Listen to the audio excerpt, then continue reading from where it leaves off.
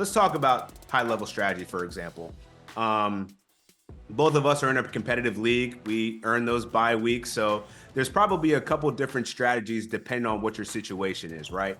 But I think if we're talking overall strategy here, I usually try to think about it in terms of what's going to win me the week. How do I get 5 categories in category leagues, and how can I accumulate the most points in points leagues? And I think at a high level, just break it down like this.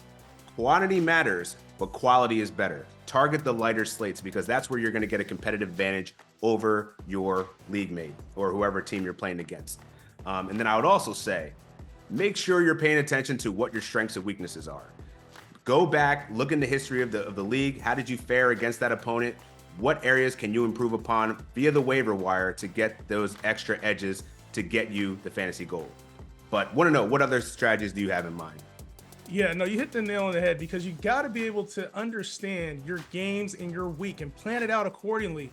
And the one thing I would say is it's also good to be mindful of where you're at in these playoffs as well. If you're a team with the bye, your strategy needs to be a little bit different than the teams that are playing during week 21, those 3-6 teams. And for those teams with the bye, this isn't time to chill. This isn't time to just forget about your lineup for a week.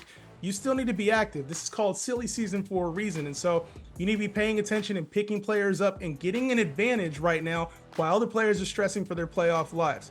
You could be setting your lineups up with those pickups that Dan just talked about and getting ahead and trying to find the ideal matchups for the week. So I think especially in category leagues, that's important to know who your opponent is and be able to match up very well against your potential next matchup.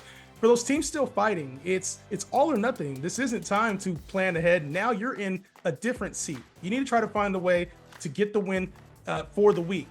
And I would also say if you have, moves limit, which some leagues do, obviously, be mindful of that. If you're ahead, you have a chance to kind of play through the week, make sure that you get there and find a way to get the win. So I think there's 2 different sides to that, Dan. And I think it's very, it's important to be mindful of that if you're trying to win a championship.